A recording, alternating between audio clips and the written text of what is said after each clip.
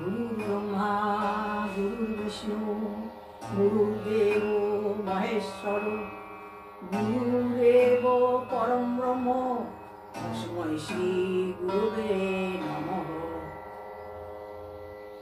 अखंड मंडलाकारं व्याप्तमेन चराचरं तत्पदं दर्शितेन तस्मै श्री गुरुवे नमः।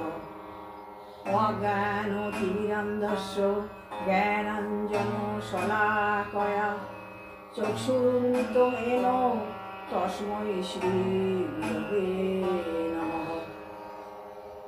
असतोमा सद्गमय तमसोमा ज्योतिर्गमय मृत्युर्माम् अमृतं गमनं शान्ति शान्ति शान्ति।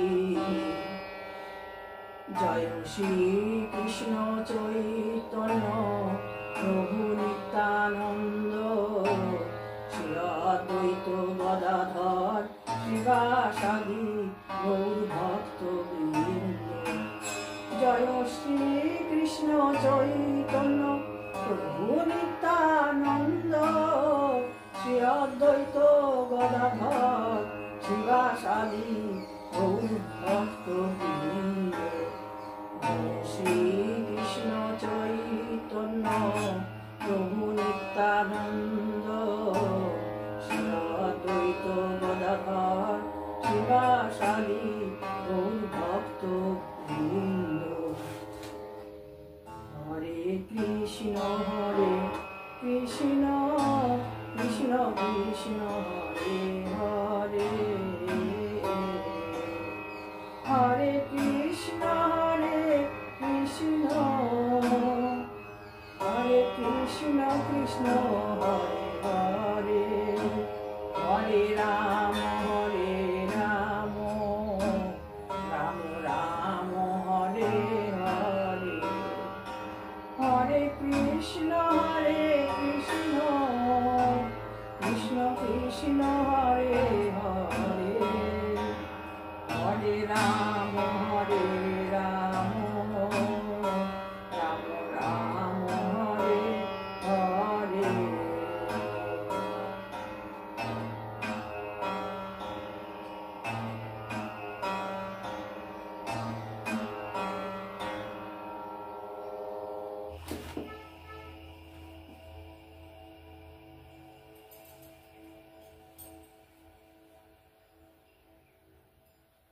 नमस्कार बंधुगण, আমি আমার অমানিভা মুখার্জি ব্লগ হরিকথা চ্যানেলে তোমাদেরকে সবাইকে স্বাগত জানাচ্ছি।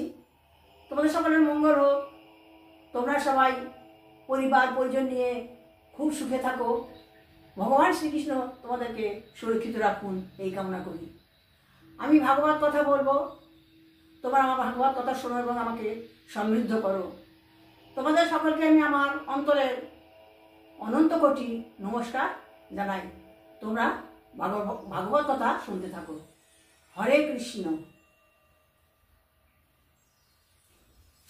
বন্ধুগণ, আজকে আমি ধারাবাহিকভাবে বর্ণনা করছি জড় জাগতিক সব কিছু থেকে নিরাসক্তি। আজকের বর্ণনা হচ্ছে আমার জড়জাগতিক সব কিছু থেকে নিরাসক্তি। কোনো ঋষিতুল্য মানুষ অবশ্যই একাকী জীবনযাপন করেন এবং সর্বদাই নির্দিষ্ট বসবাস না রেখে নিয়ত পরিভ্রমণ করে থাকেন। যারা ঋষিতুল্য মানুষ তারা একাকী জীবনযাপন করে এবং কোনো নির্দিষ্ট জায়গা নাই যে তারা কোথায় ভ্রমণ করবে, তারা সর্বত্রই ভ্রমণ করে থাকে। সদা সতর্ক হয়ে তিনি নিঃসঙ্গ জীবনযাপন করেন, কিন্তু তিনি সর্বদা সতর্ক থাকেন এবং সকলের অলক্ষ্যে কাজ করে থাকেন এবং কাউকে না জানিয়ে কিছু করেন, সকলের অলক্ষ্যে করেন সব কিছু। সঙ্গীবিহীন হয়ে ভ্রমণ করেন বলেই তাকে প্রয়োজনের বেশি কথা বলতে হয় না। যেহেতু উনি একাকী ভ্রমণ করেন তাই তাকে প্রয়োজনের বেশি কথা বলতে হয় না।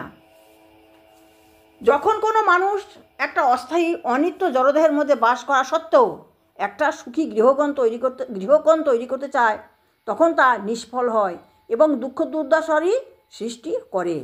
মানুষ যখন একটা অস্থায়ী অনিত্য জড়দেহের মধ্যে আমরা বাস করছি, তা সত্ত্বেও আমরা একটা সুখী গৃহকোণ তৈরি করতে চাইছি, কিন্তু তা নিষ্ফল হয় এবং তা চাই বলে আমাদের দুঃখ দুর্দশা ভোগ করতে হয়। অবশ্য সাপ অন্য কারো তৈরি বাড়িতে ঢুকেই সুখে জীবনযাপন করে, কিন্তু সাপ কি অন্যের বাড়িতে ঢুকে সে সুখে জীবনযাপন করে। বিশ্বব্রহ্মাণ্ডের অধিপতি শ্রী নারায়ণ সকল জীবেরই আরাধ্য দেবতা। শ্রী নারায়ণ হচ্ছে পৃথিবীর সমস্ত বিশ্বব্রহ্মাণ্ডের অধিপতি, তিনি আমাদের সকলেরই আরাধ্য দেবতা। কোনো প্রকার সাহায্য ছাড়াই তার নিজ শক্তি বলে তিনি এই বিশ্বব্রহ্মাণ্ড সৃষ্টি করেছেন, তার কারো দরকার পড়েনি, সে নিজে দিয়ে এই বিরাট ব্রহ্মাণ্ড সৃষ্টি করেছেন এবং প্রলয়কালে তার সপ্রকাশ রূপ মহাকালের মাধ্যমে বিশ্বব্রহ্মাণ্ডের বিনাশ সাধন করেন এবং তিনি স্বয়ং সকল জীবগণ সহ ব্রহ্মাণ্ডের সব কিছু নিজ মধ্যেই আবার বিলীন করেন। ওনার নিজের ইচ্ছে মতন উনি সৃষ্টি করেন, আবার ধ্বংস করেন এবং নিজের মধ্যে উনি সবাইকে আবার বিলীন করে দেন। এই কারণেই তার অনন্ত সত্তা সকল শক্তির উৎস এবং আধার স্বরূপ বিরাজমান রয়েছে। সকল বিশ্বব্রহ্মাণ্ডের মূল সত্তা স্বরূপ সূক্ষ্ম উপাদান শক্তি ভগবানের মাঝেই সুরক্ষিত। যা আছে ব্রহ্মাণ্ডের যত শক্তি সব ভগবানের মধ্যেই সুরক্ষিত থাকে। এইভাবেই তার সত্তা হতে এই শক্তি ভিন্ন সত্তা নয়, যে সত্তা তার সত্তা থেকে যে শক্তি ভিন্ন নয়। প্রলয়ের পূর্বের শেষে ভগবান একমাত্র সত্তারূপে বিরাজিত থাকেন। যখন প্রলয়ের পূর্বে ভগবান তার একমাত্র সত্তারূপে বিরাজিত থাকেন। যখন পরমেশ্বর ভগবান মহাকালের রূপ পরিগ্রহ করে তার আপন শক্তির অভিপ্রকাশ করেন এবং সত্যগুণাদির মতো তার জড়জাগতিক শক্তিসমূহ পরিচালিত করেন, তখন তিনি প্রকৃতির নির্বিকার প্রধান রূপ নামে অভিহিত শক্তিরাজির পরম নিয়ন্তা হয়ে থাকেন। তাছাড়া সমস্ত মুক্ত পুরুষ দেবতাগণ ও সাধারণ জীবাত্মাসহ সকল সত্তারই তিনি পরমার্থ লক্ষ্য হয়ে থাকেন। আমাদের সকলেরই একমাত্র আরাধ্য হচ্ছেন ভগবান নারায়ণ। ভগবান সর্বপ্রকার জড়জাগতিক উপাধি থেকে নিত্য বিবর্জিত সত্তারূপে বিরাজ করেন এবং চিদানন্দের পূর্ণতা নিয়েই তার সেই সত্তা। তার দর্শনের উদ্দেশ্যেই মানুষ তার দিব্যরূপের প্রতি দৃষ্টিপাতের অনুশীলন করেন। তাকে জানার জন্য, দর্শন করার জন্যই সবাই তার অনুসরণ করেন। এইভাবে ভগবান মুক্তি শব্দটির সম্পূর্ণ ভাবার্থ উদ্ঘাটিত করে থাকেন। এইভাবেই ভগবান মুক্তি শব্দটির সম্পূর্ণ ভাবার্থ উদ্ঘাটিত করে থাকেন। হে অরিন্দম, সৃষ্টির সময় পরমেশ্বর ভগবান তার দিব্য শক্তিকে মহাকাল রূপে প্রসারিত করেন এবং জড়া প্রকৃতির ত্রৈগুণ্য দ্বারা রচিত তার জড়া শক্তিকে উজ্জীবিত করার মাধ্যমে মহত্তত্ত্ব সৃষ্টি করেন।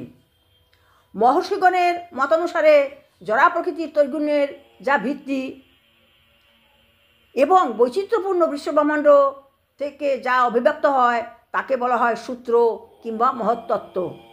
বাস্তবিকই এই বিশ্বব্রহ্মাণ্ড সেই মহত্তত্ত্বের উপরে নির্ভর করে রয়েছে এবং এর শক্তি বলেই জীব জড়জাগতিক অস্তিত্ব উপভোগ করে থাকেন। ভগবান যে সৃষ্টি করেছেন মহত্তত্ত্বের, তার উপর নির্ভর করে এই জড়জাগতিক শক্তি নির্ভর করে আছে এবং এই শক্তি বলেই আমরা সবাই আমাদের জড়জাগতিক অস্তিত্ব উপভোগ করে থাকি। যেভাবে মাকড়সা তার নিজের মধ্যে থেকে তার মুখ দিয়ে জালের সুতা বিস্তার করে, কিছুকাল তাই নিয়ে খেলা করে এবং অবশেষে তা গ্রাস করে নেয়, তেমনি পরমেশ্বর ভগবানও তার নিজ সত্তার ভেতর থেকে তার আপন শক্তি বিস্তার করে থাকেন। সেইভাবেই ভগবান মহাবিশ্বের অভিব্যক্তি নিয়ে সৃষ্টিজাল বিস্তার করেন, তার উদ্দেশ্য বিধানে তার উপযোগ করেন এবং অন্তিমকালে সম্পূর্ণভাবে তিনি তা আপনার মধ্যে প্রত্যাহার করে নেন। যদি প্রেম, ঘৃণা কিংবা ভয়ের বশে কোনো বদ্ধজীব তার মন ও বুদ্ধি সহকারে কোনো বিশেষ শারীরিক অবয়ব ধারণের বাসনায় মনোনিবেশ করে থাকে, তাহলে যেমন রূপ লাভের জন্য সে অভিনিবিষ্ট হয়েছে, অবশ্যই সেই রূপটি সে অর্জন করে থাকে। হে রাজা, একদা একটি ভ্রমর বলপূর্বক একটি দুর্বল কীটকে তার বাসার মধ্যে প্রবেশ করতে বাধ্য করেছিল। এবার রাজাকে বলছেন সেই ব্রাহ্মণ যে একদা একটি ভ্রমর বলপূর্বক একটি দুর্বল কীটকে তার বাসার মধ্যে প্রবেশ করতে বাধ্য করেছিল এবং সেখানে তাকে বন্দি করে রেখেছিল। নিদারুণ ভয়ে দুর্বল কীটটি নিরন্তর তার বন্দিত্বের জন্য ভ্রমরটির কথা চিন্তা করতে থাকে, যে আমাকে ভ্রমর বন্দি করলো এই কথা সবসময় চিন্তা করছে এবং তার শরীরটি ত্যাগ না করা সত্ত্বেও সে ক্রমশ সেই ভ্রমটির মতোই জীবনধারা অবস্থ হয়ে গিয়েছিল। কিন্তু সে এমনভাবে ভ্রমটির চিন্তা করছিল যে আস্তে আস্তে সে ভ্রমটির মতোই জীবনধারায় অভ্যস্ত হয়ে গিয়েছিল। এইভাবে মানুষ যে ভাবধারা নিয়ে নিরন্তর চিন্তা করতে থাকে ক্রমশ সেই রকম জীবনই সে লাভ করে। সেই জন্য মানুষ যেভাবে চিন্তা করবে সেইভাবে সে তার জীবন লাভ করবে। অবধূত ব্রাহ্মণ যদুরাজকে বললেন, হে রাজা, এই সকল গুরুবর্গের কাছ থেকে আমি বিপুল জ্ঞান অর্জন করেছি। এখন কৃপা করে শুনুন, আমার নিজ শরীর থেকে আমি কি শিক্ষা লাভ করেছি তা আমি আপনার কাছে বর্ণনা করছি। উনি এখন তার 24টা গুরুর কথা বললেন, বলে আমি এদের কাছে অনেক কিছু শিখেছি, এবার আপনি শুনুন আমি আমার এই নিজের সত্তা থেকে কি শিখেছি সেটা আপনি শুনুন।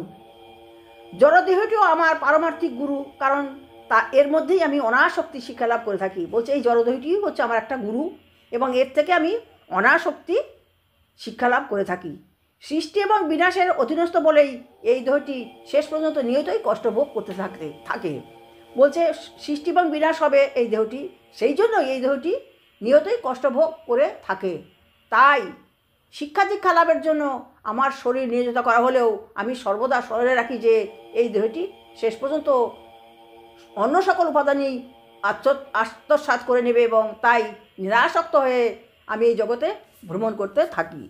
এবার অবধূত ব্রাহ্মণ বলেন, আমার এই শরীরটাও আমার গুরু, আমি তার কাছে কি শিক্ষা লাভ করেছি শুনুন। বলছে এই দেহটি আমাকে, যেহেতু আমি দেহ পেয়েছি তেমনি আমাকে জড়জাগতিক সুখ দুঃখ ভোগ করতে হবে। তাই আমি সর্বদা স্মরণে রাখি যে এই দেহটি শেষ পর্যন্ত শেষ হয়ে যাবে।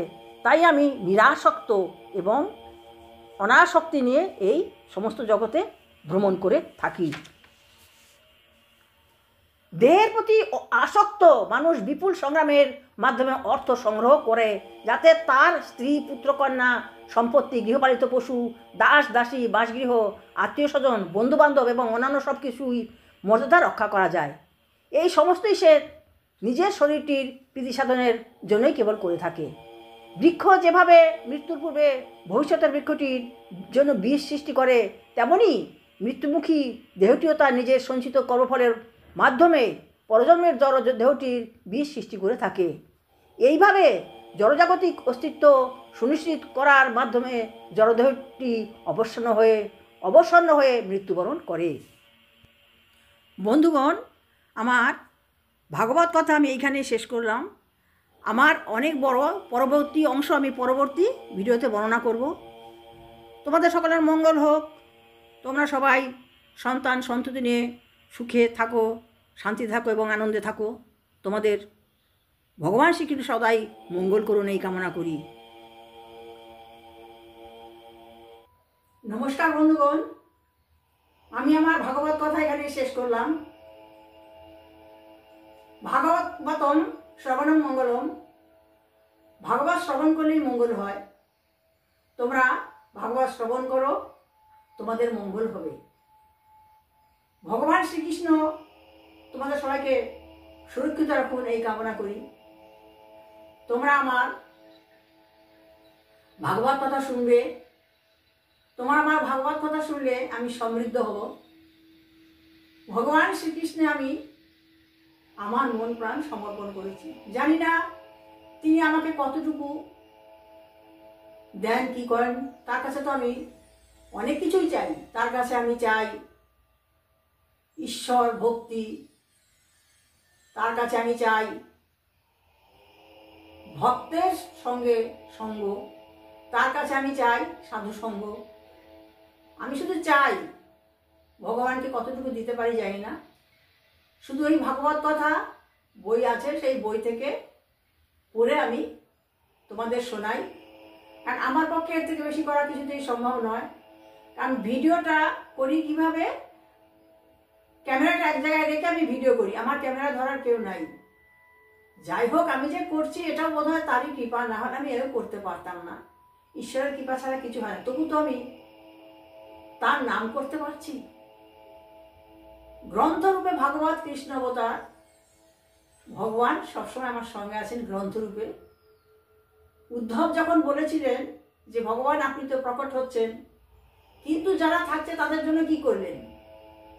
তখন তিনি উদ্ধবকে বলেছিলেন, হে আমার প্রিয় উদ্ধব, আমার ভক্ত ব্যাসদেব আমার সমস্ত কিছু লিখে গেছেন, তার ভেতর আমি প্রবিষ্ট আছি।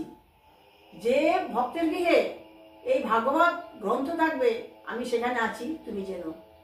তাই ভাগবত আমার গৃহে আছে, আমি জানি ভগবান আমার কাছে আছেন। ভগবান পৃথিবীর সবাইকে সুখে রাখুন, শান্তিতে রাখুন, এই কামনা করি। তোমরা আমার অন্তরে অনন্ত কোটি নমস্কার গ্রহণ করো। আমার কিছু দেওয়ার নেই, তোমাদেরকে শুধু আমার অন্তরের ভালোবাসা, নমস্কার, এইটুকু আছে দেওয়ার, আর কিছু নেই। তোমাদের সকলের মঙ্গল হোক, তোমরা সবাই সুখে থাকো, শান্তি থাকো এবং অনেক আনন্দে থাকো।